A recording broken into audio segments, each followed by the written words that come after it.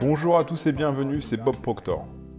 Vous savez, dans la dernière vidéo que nous avons fait ensemble, j'ai décrit le fonctionnement de l'esprit conscient, le fonctionnement du subconscient et le fait que le corps est une expression de l'esprit.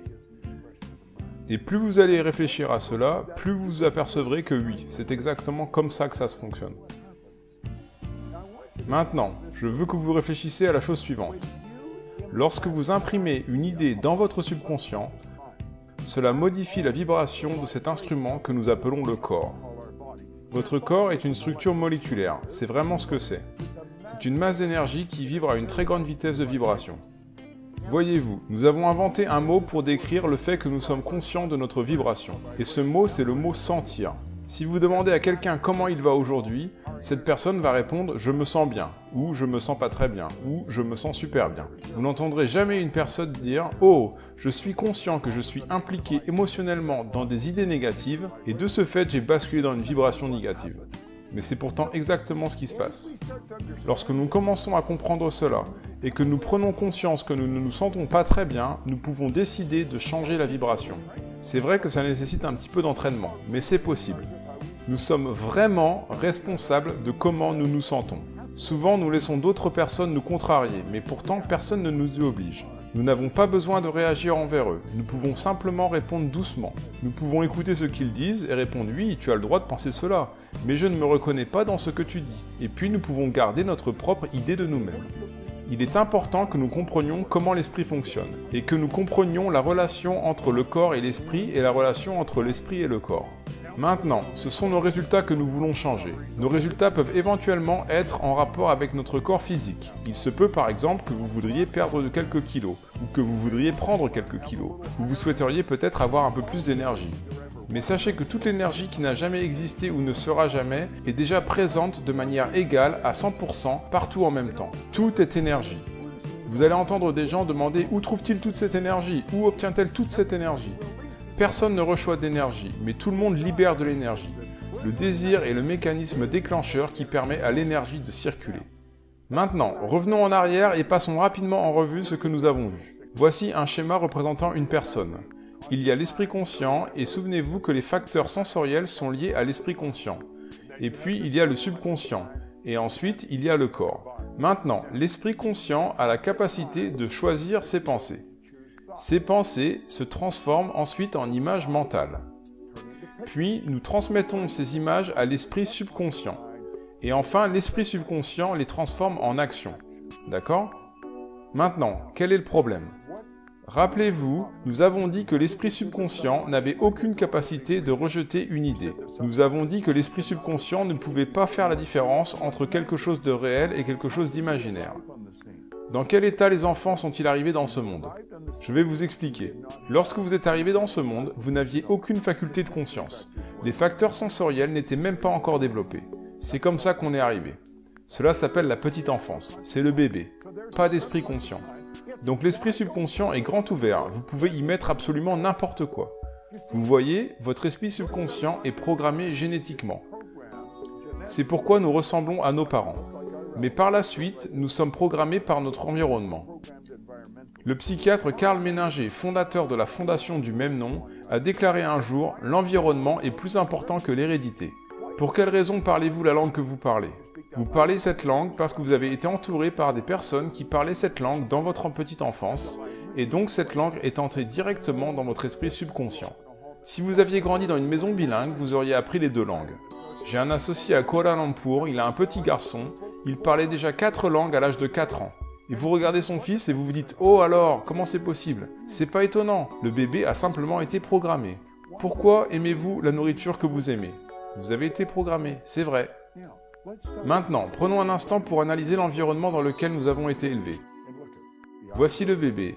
Les idées et les pensées et les concepts qui entourent ce bébé vont droit dans son esprit subconscient.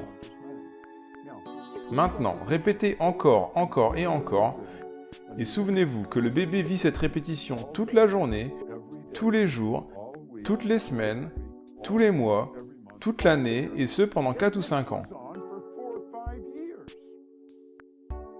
Et quand le bébé atteint l'âge de 4 ou 5 ans où il peut enfin commencer à réfléchir, ce bébé a été totalement programmé. Ce bébé est programmé pour penser comme les personnes par lesquelles il a été entouré. Si les gens qui entouraient ce bébé ont réussi leurs études, ce bébé grandira et réussira probablement ses études.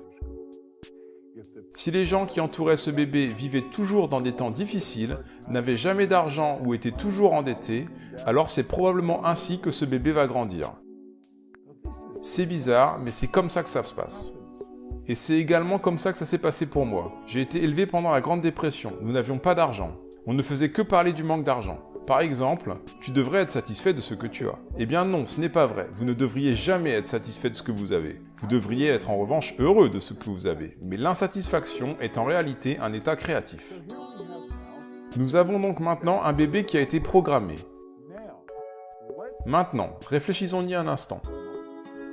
Que se passe-t-il quand ce bébé commence à penser par lui-même? Écoutez attentivement ce que je vais dire. Le paradigme contrôle la vibration. La vibration contrôle l'action qui ensuite produit le résultat. Nous y voilà. Vous avez le bébé avec le paradigme et les facultés conscientes se sont développées. Il a la capacité de penser et chaque pensée a une énergie. Que va-t-il penser? Il va avoir des pensées en accord avec son paradigme. C'est vrai, nous avons été élevés pour croire que nous devions travailler pour obtenir de l'argent. Mais savez-vous que travailler est le pire moyen de gagner de l'argent? Vous devriez aller au travail pour la satisfaction, pas pour l'argent. En général, on produit un service contre de l'argent. Et il est donc possible de gagner de l'argent pendant que vous dormez. Et d'ailleurs, nous avons des programmes dans lesquels nous enseignons aux gens à gagner plus d'argent pendant qu'ils dorment qu'ils en auraient jamais besoin quand ils sont éveillés. Vous vous dites c'est impossible. Mais c'est juste votre propre paradigme qui vous fait penser que c'est impossible. Il y a des gens qui font cela alors qu'ils sont loin d'être aussi brillants que vous. Donc ici, nous avons la personne qui a été programmée par sa génétique et son environnement durant sa petite enfance. Ce paradigme n'est rien d'autre qu'une multitude d'habitudes. Une habitude est en fait une idée qui a été programmée dans l'esprit subconscient maintes et maintes fois. Du coup, le paradigme contrôle littéralement le comportement. Consciemment, vous pouvez penser à une chose, mais inconsciemment, l'autre idée vous contrôlera. Vous voyez, on peut s'asseoir et on peut lire tous les livres de développement personnel, on peut écouter les enregistrements, on se dit « ouais, je devrais pouvoir faire ça, c'est cohérent, c'est logique », mais au final on n'y arrive pas. Pourquoi? Posez-vous la question un instant. Je veux que vous imaginiez que vous allez dès maintenant accepter l'idée de transformer votre revenu annuel en revenu mensuel. Vous vous dites « oui, j'aimerais bien faire ça », mais allez-vous le faire? Probablement pas. Votre paradigme va vous en empêcher. Vous voyez, votre paradigme contrôle littéralement vos résultats. Maintenant, analysons comment le paradigme a été créé. Un paradigme se forme par la répétition. C'est la répétition qui a contribué à l'implantation de l'idée dans votre subconscient. Vous devez comprendre que votre paradigme dicte votre logique. Votre paradigme contrôle la façon dont vous utilisez votre temps. Votre paradigme contrôle votre perception des situations. Votre paradigme contrôle votre efficacité et votre paradigme contrôle aussi la quantité d'argent que vous gagnez.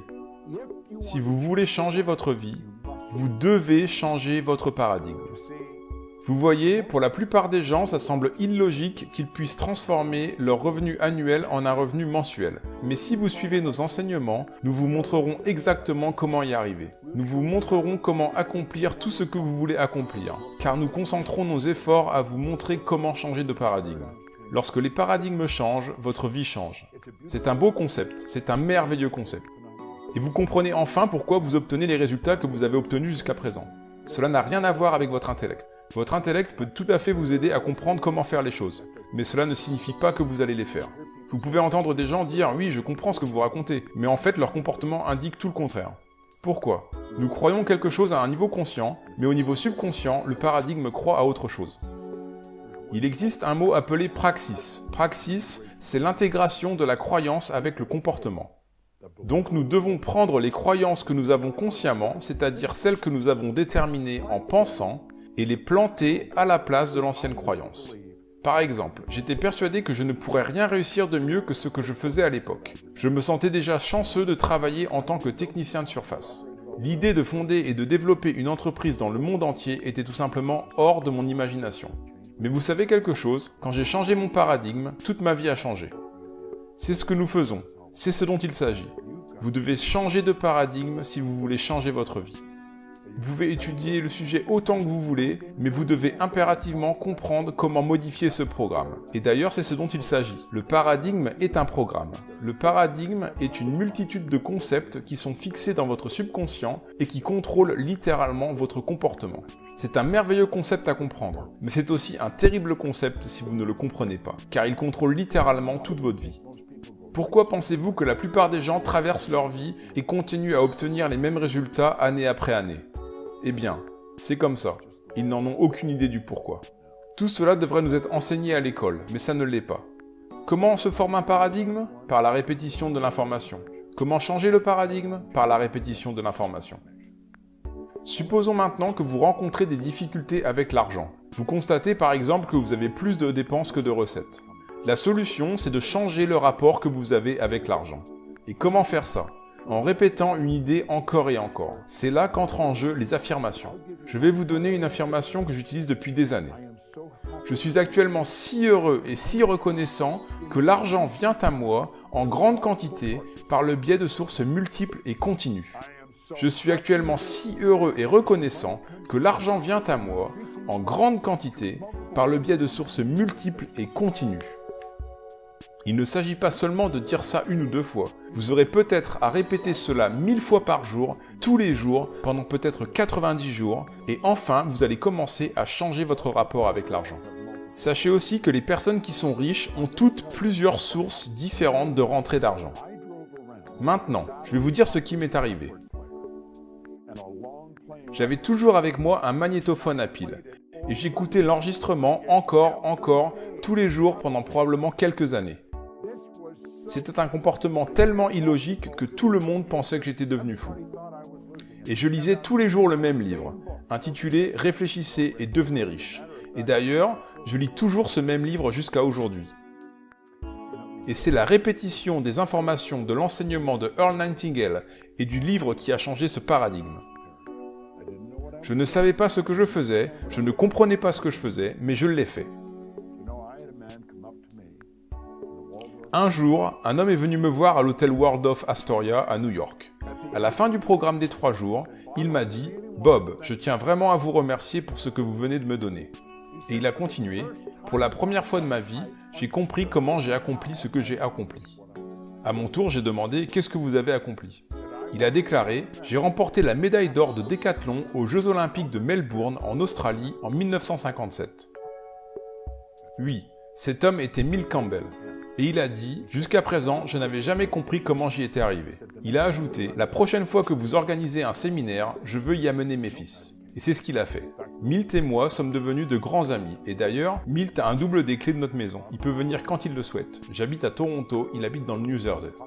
Mais voici un bon exemple. L'un des meilleurs athlètes au monde, incapable de savoir clairement comment il avait fait pour gagner. Et la plupart des gens qui ont énormément de succès ne savent pas vous expliquer pourquoi ils en ont.